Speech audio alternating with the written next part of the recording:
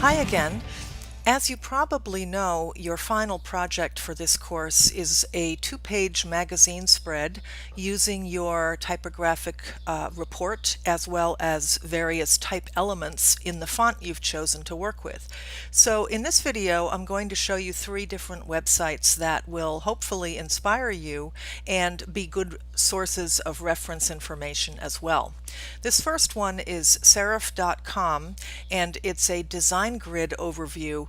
Now, I went over design grids in an earlier video, but this one has a refresher for that, and that's great because you never refresh these kinds of pieces of information too much. It's good to review it and have access to it in different places. So this website talks again about grids and specifically how they're used here for magazine layout. And you'll see examples of different page layouts using photographs and headlines and text. They're pretty basic. They're not super exciting. However, they're good because they're basic and they utilize the rules of grid use quite well, I think. Here's a good example of a two-column grid on a two-page spread.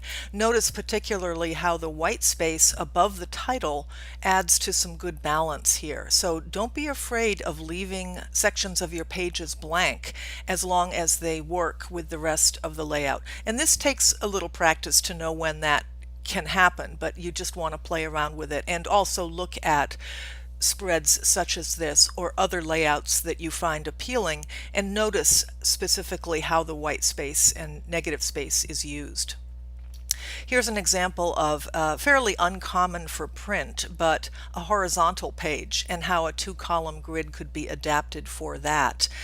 With more and more magazines and publications and basically a lot of communication taking place now on screens, the horizontal page will no doubt become more and more common for layout considerations. So it's good to review nice balanced layouts in the horizontal page. So this site goes through different types of grids. This one shows examples of the three-column grid, different ways you can treat them in both horizontal and vertical formats. This one here is a three-fold brochure, horizontal page divided into three columns, treated with some good negative space, etc. So there are good examples. Again, they're very simple, but they're basic and easy to understand on this site and helpful for you as you design your own two-page spread for your project. So this is really a good thing to know about and a good thing to check out. The next website is quite a bit different. It's called magspreads.net, and it's an interview with David Carson, a very well-known graphic designer in the 1990s, and I did mention him in an earlier video about innovative graphic designers. And this is a short interview with him. But what I wanted to share was the images that are on this video. He is the founder and publisher of Ray Gun magazine, which again came out in the mid-90s.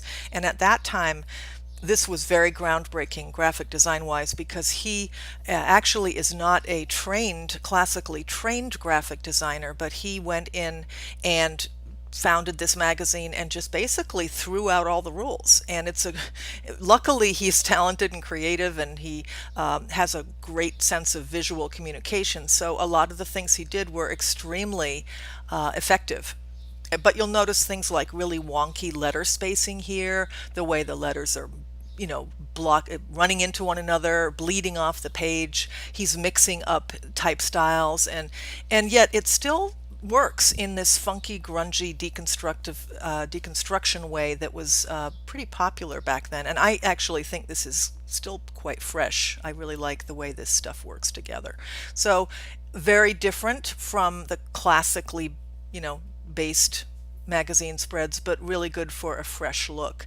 This particular piece here I really like because it's a two-page spread and an interview with the band Wire. Again, notice the funky letter spacing, but what's cool about this is the way that the paragraphs have been angled at a 45-degree angle. You'll notice that they're very tightly set up, they're justified alignments, they're very pretty ordered, but then the whole thing is turned on its side. And they're numbered so you know what order to read them in. So it's quite funky, yet it's very fresh, and it's got a lot of dynamics to it. Again, notice a lot of white space. When you do something this dramatic, you really do need to have white space to give the eye a little bit of a rest, because there's a lot going on this spread. But this is very cool. I like this a lot. And so there are more examples of his work as you scroll down this site. Here's a good example of what I call typographic art. These navy blue, what look like either nines or lowercase g's, I really can't tell, but they're, treated as this sort of funky element in the center of the spread. Notice that he reverses text on purpose. He's really treating text here as a visual element, something to look at, not necessarily to read. So this beautiful page, it has some great examples of that style of layout.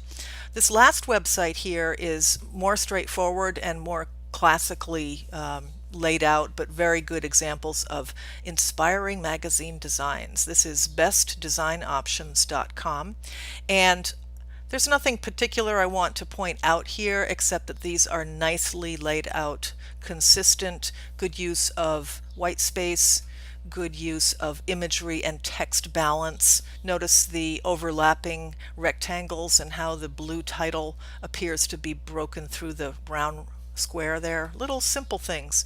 Now, one thing that you can do as a student, you are certainly welcome to take these and recreate them. You can copy them, you can have fun with recreation to learn.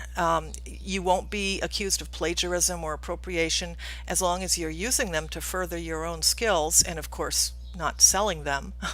But as a student, it's perfectly fine to look at these things, get inspired by them, and go ahead, try to recreate them.